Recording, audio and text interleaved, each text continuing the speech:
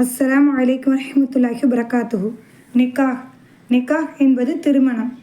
ரசுல்லா திருமணத்தை பற்றி என்ன சொல்கிறாங்க அப்படின்னா, திருமணம் எனது வழிமுறை, என் வழிமுறையை யார் கைவிடுறானோ அவன் என்னை சார்ந்தவன் அல்ல அப்படி சொல்கிறாங்க. மார்க்கத்துக்கு புறம்பா திருமணம் முடிக்காமல் வாழ்வது என்பது விபச்சாரத்துக்கு சமம். திருமண பந்தம் அப்படின்னு சொல்லிட்டாலே ஒரு ஆண் பெண் சார்ந்த உறவு. அதுக்கு தனி சட்டமே இஸ்லாம் வகுத்து தந்திருக்கு. பிரியணும் அப்படி சொன்னால் அதுக்கு ஒரு ரூல்ஸை ஃபாலோ பண்ணணும். திருமணம் முடிக்கணும்னாலும் அதுக்கு ஒரு ரூல்ஸ் ஃபாலோ பண்ணணும். தன்னையே ஒரு மனிதன் திருமணம் முடிச்சுக்கிடுறான் இன்றைக்கி உள்ள கால சூழ்நிலையில்.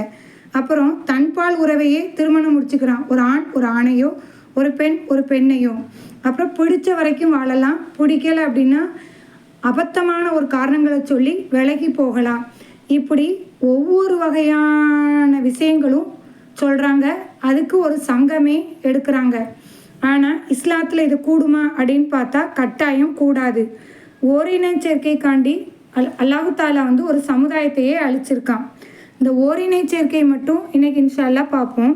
இதனால் ஆசனவாய் புண் ஏற்படுது, தோல் நோய் ஏற்படுது, புற்றுநோய் ஏற்படுது, குடல் சம்மந்தப்பட்ட நோய்கள்லாம் ஏற்படுது.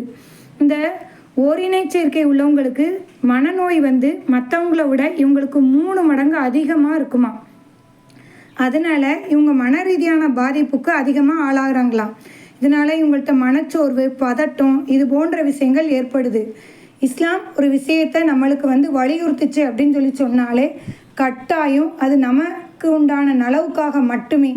திருமணம் முடிக்கலை அப்படி சொன்னாலே நம்மை சார்ந்தவன் அல்ல. நபி ஸல்லல்லாஹு அலைஹி வஸல்லம் சொல்லியிருக்காங்க, எப்போ இது போன்ற உணவுகள் ஏற்படுதோ அவன் பாலிகாயிட்டா திருமணம் முடிச்சுக்கலாம்.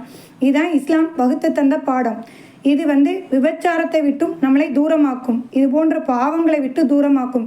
இறை தூதருடைய கோபத்தை விட்டும் தூரமாக்கும்.